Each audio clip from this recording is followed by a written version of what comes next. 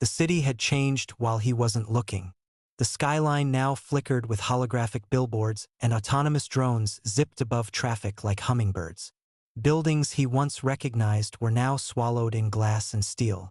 Cafes had become co-working labs. Libraries had turned into startup incubators.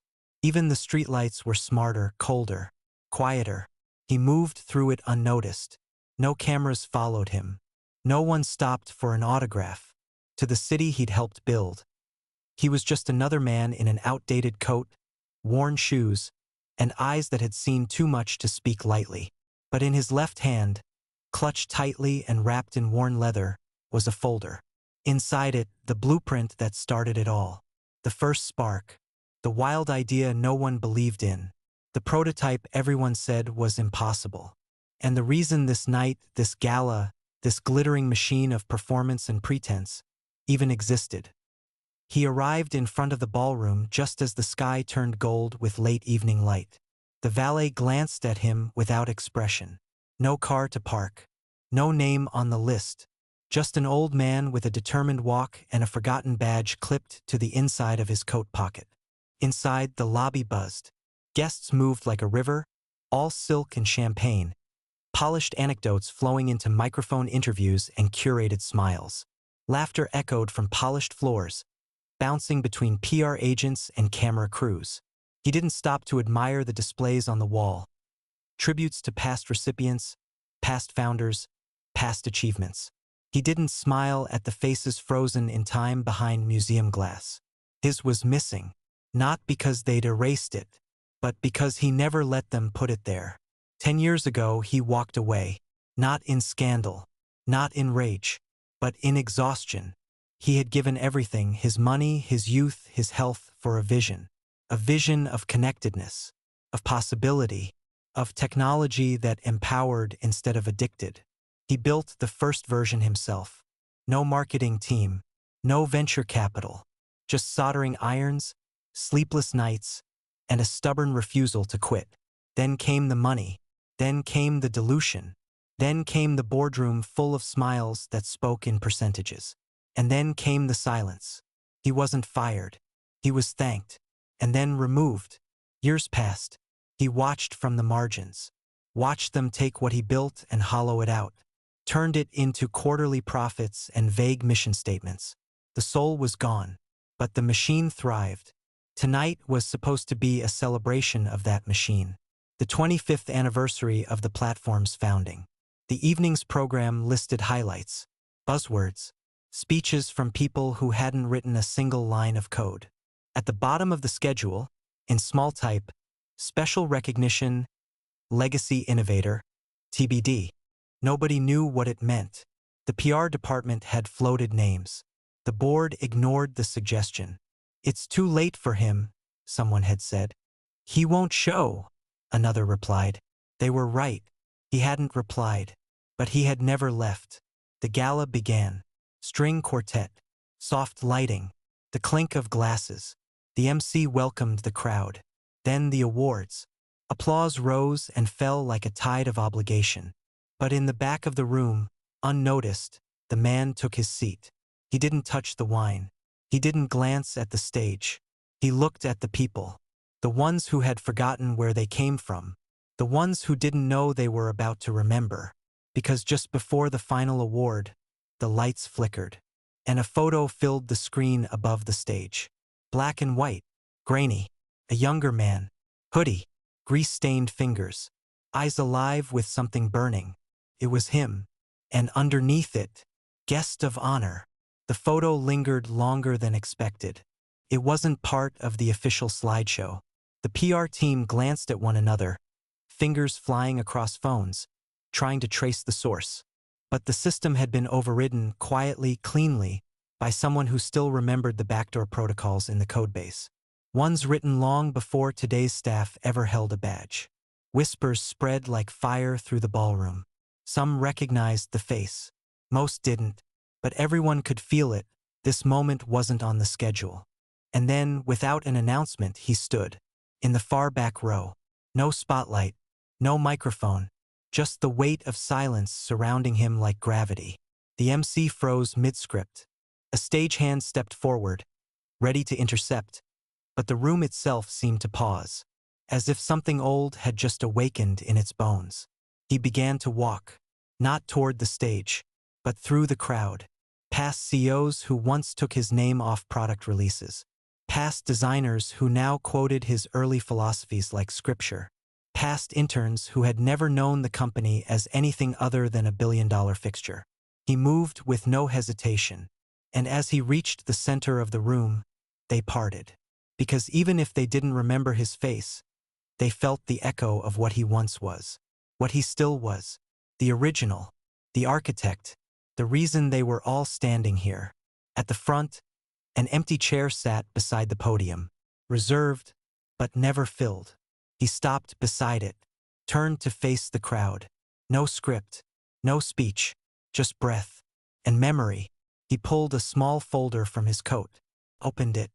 Inside was the first sketch, the original drawing, Sharpie on coffee-stained graph paper, a dream barely born, a vision of a network where creativity was currency and gatekeeping was obsolete.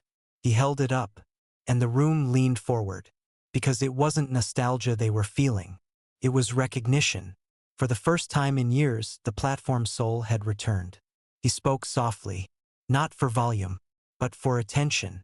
He reminded them of what the product was meant to be, before it was monetized, before it was algorithmized, before it was optimized to forget its own users. He spoke of the people, of the teacher in Cairo who used it to share lessons in secret, of the poet in Sao Paulo who found his first readers, of the student in Mumbai who taught himself to code from its forums. He spoke of building with purpose, not polish, of what happens when you treat a product like a mirror instead of a megaphone. And when he finished, he said nothing else. He didn't ask for applause. He didn't wait for permission. He simply walked to the stage, handed the folder to the MC and said, "Put this in your archive, so the next time someone builds something great, you don't forget who did it first." There was no clapping at first, just breathless stillness. And then, one by one, they stood, not out of obligation, but out of shame, and awe, and a rising sense that maybe, just maybe, the ceremony had finally found its meaning. The headlines the next morning weren't about the award winners. They weren't about quarterly growth or executive speeches. They were about a moment, one man, one drawing, one silence that cracked through a room built to amplify everything but truth. He showed up late and stole the entire gala. The founder returns, a night of reckoning. Legacy walked into the room and made us remember. For the first time in years, people started searching his name again. Not because he asked them to, but because they needed to know, needed to understand who it was that made the thing they took for granted. Buried in the comments of those news articles were messages from the early days. Users from the beginning, the forgotten beta testers, the first moderators, the ones who still remembered the loading screen that said, "You belong here." They spoke of how it felt to log in when it was still messy, still fragile, still human. They spoke of how it changed, how it began to speak for them, then stopped listening. Inside the company, something fractured, not visibly, not in the branding or the product roadmap, but underneath, a quiet reckoning. Younger engineers began digging through the codebase. They found functions still labeled with his initials, hidden Easter eggs, comments like breadcrumbs from a past that refused to die. One line of code deep in the server tree simply read, // one day, this will matter again. They started to whisper in corners. What would it look like if we went back? Not backward, but inward, toward the core. Executives panicked. They thought about rebranding. They thought about offering him an advisory role, ceremonial, non-voting, hollow. But someone had already printed t-shirts with his face and the words, "Still on time." The staff wore them in secret, until they didn't. Meanwhile, he disappeared again. Not into bitterness, but into building. He declined interviews, turned down podcast invites, ignored the articles. Instead, he rented a floor in an old print building across town. No sign, no funding round, just desks, machines, and minds. He didn't want to revive the past. He wanted to prove it could still evolve. The new project had no name, no pitch deck, only one purpose: to give back what had been taken. He started gathering others, people who'd left companies they once loved, designers burned by branding, writers who didn't want to write for algorithms anymore. He gave them space, no deadlines, only direction. They began to build something quiet, something that didn't beg for attention, but deserved it. And when they were ready, when the first prototype pulsed to life, he sent one email. Not to the press, not to investors, to every early user who had ever sent him feedback in the first 2 years of the original platform. It read, "I haven't forgotten. Now it's your turn to be heard again." Attached was a beta key. The platform exploded, not with noise, but gravity. No likes, no follows, no ads, just people, reclaiming space, reclaiming voice. And at the bottom of the screen, faint but visible, a single line of text. "You're not too late." The new platform didn't trend. It grew, quietly, organically, and for the first time in years, people didn't scroll, they stayed. Writers found themselves rereading comments instead of counting them. Photographers uploaded images without watermark battles or compression wars. Developers shared tools not to pitch but to teach. It wasn't glamorous, but it was real. In his print floor headquarters, sunlight cut across dusted tables where paper notebooks sat open beside terminal windows. There were no mood boards, no corporate jargon, no ping-pong tables. Just focus. The old way, the true way. The tech world started noticing. Slowly at first, then with urgency. Think pieces turned from curiosity to concern. The old man is back, and he's not playing by the rules. Suddenly, the rules didn't work anymore, because the people were following him. Not because he marketed better, but because he remembered better. He remembered what they had all once believed: that the internet could connect us without consuming us, that a platform didn't need to addict to succeed, that silence was sacred, and data was not a product. Back at the original company, panic grew. Investors demanded innovation. The board ordered a rebrand. But what do you change into when someone else becomes what you were supposed to be? Staff defected quietly: engineers, UX leads, support staff, old designers who never felt they fit. They left not for money, but for voice. And in the middle of it, he remained still, steady, always arriving before sunrise, staying until the lights dimmed. No viral speeches, no founder vlogs, only product, only principle. One day, someone in the new office asked him, "Why now?" He looked up from a printout and answered without hesitation, "Because I remember what it felt like to be told I was too late, and I want to make sure no one ever hears that again." Weeks later, a small letter arrived in the mail, typed on old linen paper, from the board of the original company. They requested a meeting, not to buy him out, not to sue, but to ask for help, because the machine had lost its heartbeat, and only he still knew how to restart it. He didn't reply right away. He walked to the edge of the city, sat on the steps of a building he once helped wire together, watched the sunset blink through windows he once cleaned by hand. He remembered the kid inside him, the one who wasn't too late, and finally he stood. The building hadn't changed, but it felt smaller. He stepped into the lobby through the same side door he once held open for delivery drivers, interns, and late-night volunteers. Back when there was no receptionist, no marble, no investor wall.